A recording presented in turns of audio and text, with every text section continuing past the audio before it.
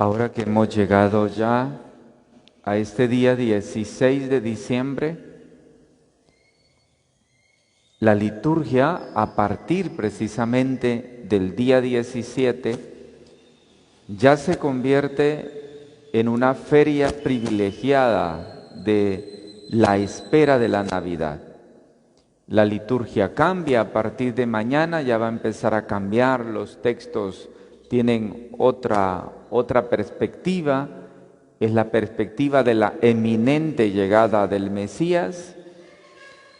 Hay un giro también en los textos de las profecías, de tal manera que estamos, podríamos decir, en el cauce final de la liturgia, en espera hacia el misterio de la encarnación de el Dios con nosotros, del Emmanuel.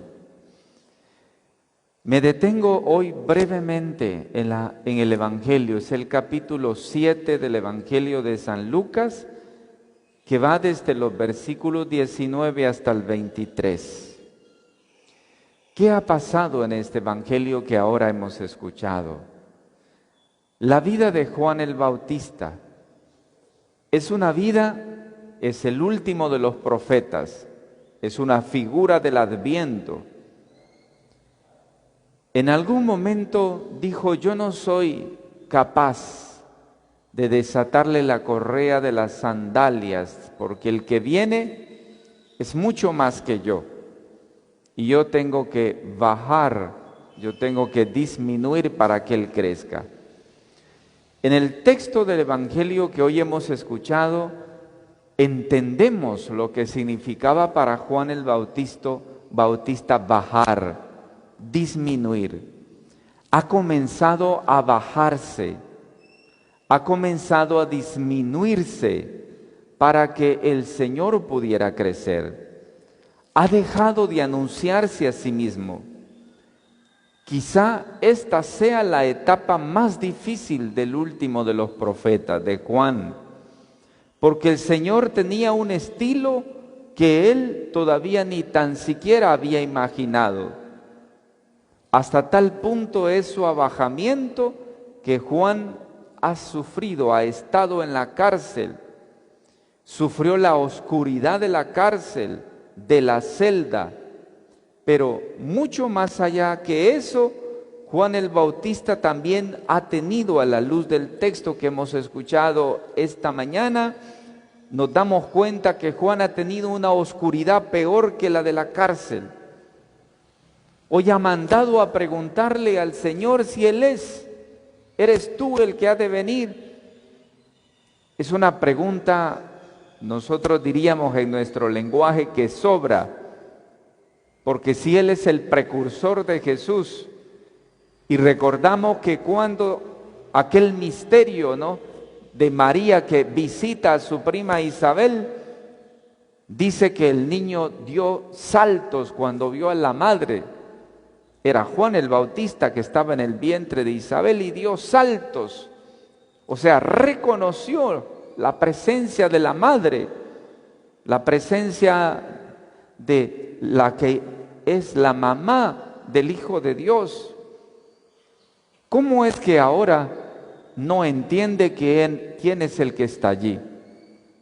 ¿Ve? Hay una oscuridad en el fondo de Juan, mucho más difícil que la oscuridad dolorosa de la cárcel en la que estaba, de ese trance difícil de Juan de abajarse, ¿no?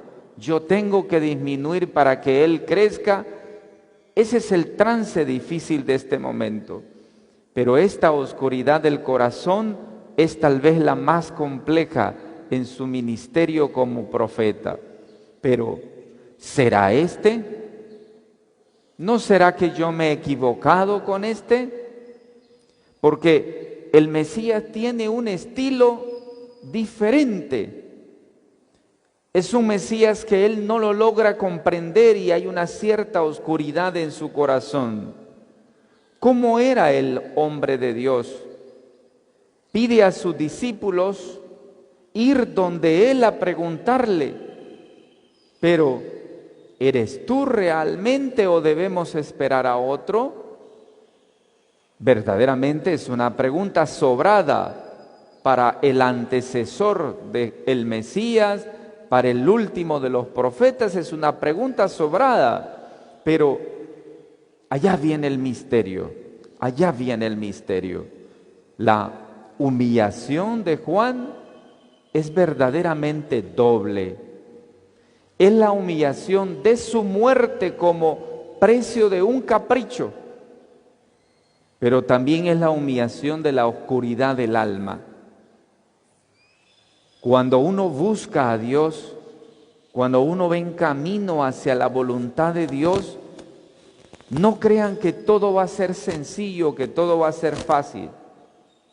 Cuando uno quiere hacer la voluntad de Dios en la vida, no todo va a ser fácil.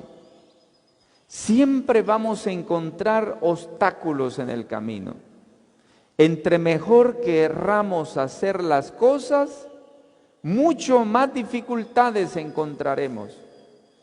Y muy por sobre todo las dificultades que son las más dolorosas, pero que suceden, es que las dificultades las vamos a encontrar dentro de donde estamos, no fuera.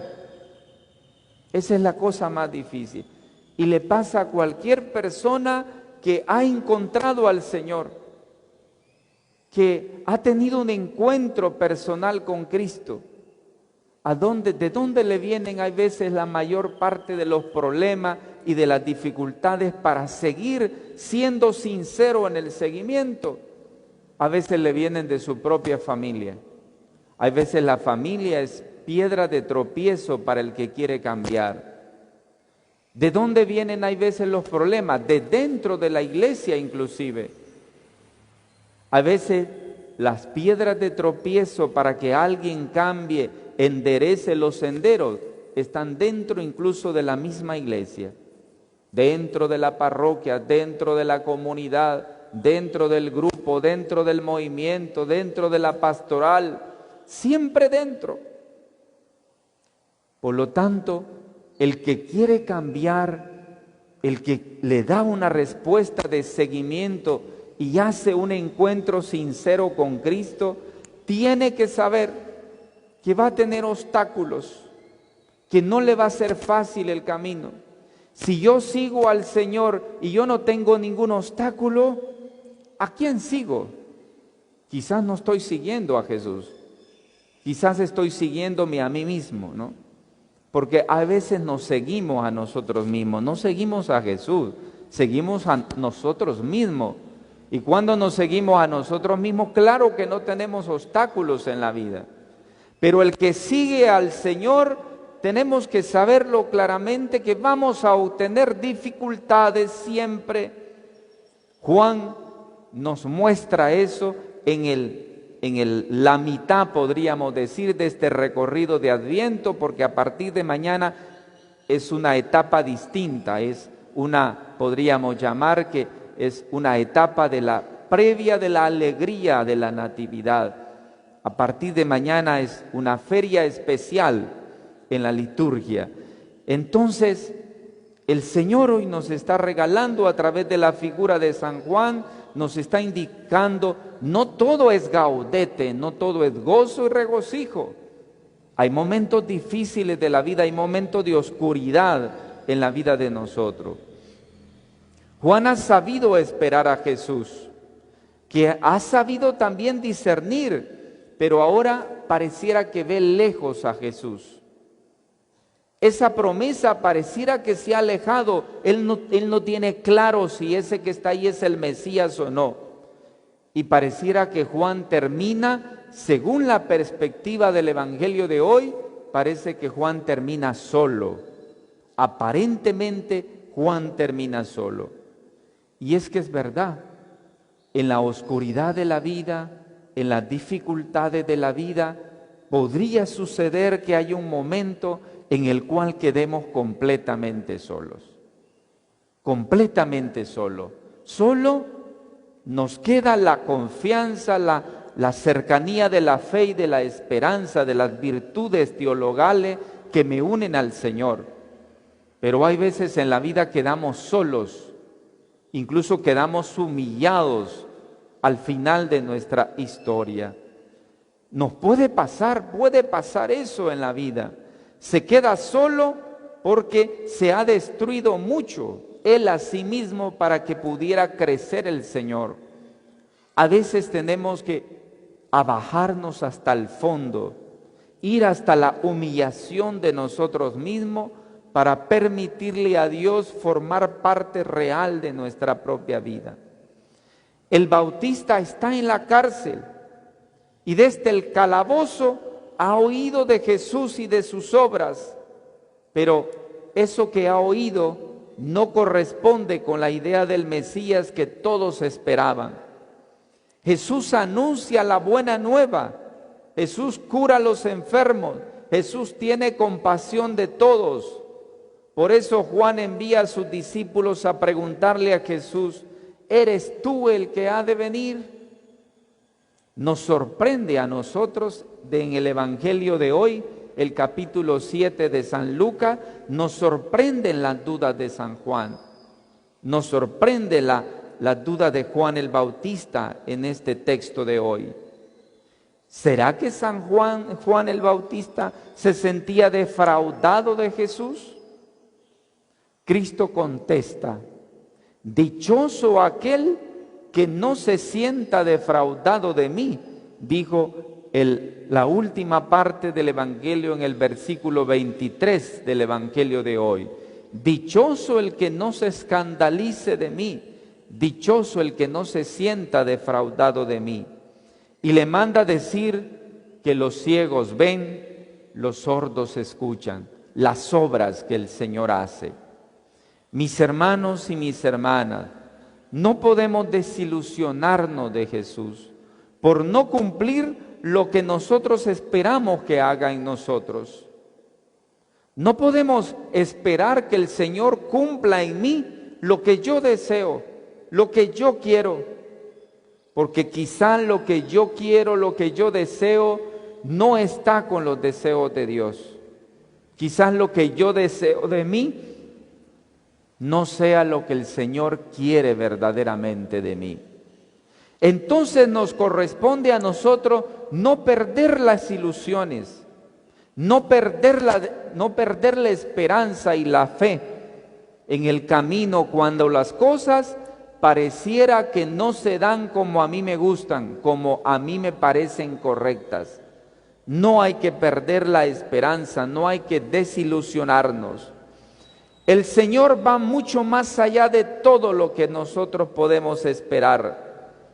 El Señor sabrá curar nuestras necesidades y dolores. Nos anunciará la buena nueva. Se acercará a nosotros para provocarnos la alegría y la confianza y nos ayudará a quedarnos en sus manos.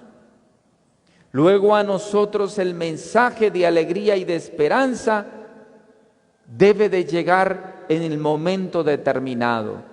Cada uno de nosotros debe de tener un tiempo de adviento en la vida personal, no solo en este contexto litúrgico del adviento, sino cada uno en la vida debe de tener un tiempo de adviento, es decir, debe de tener un tiempo de oscuridad, de dificultades de la vida. Son cosas que pueden suceder, pero luego debe de venir un tiempo de adviento, de regocijo, de alegría, de gozo, de plenitud del seguimiento del Señor.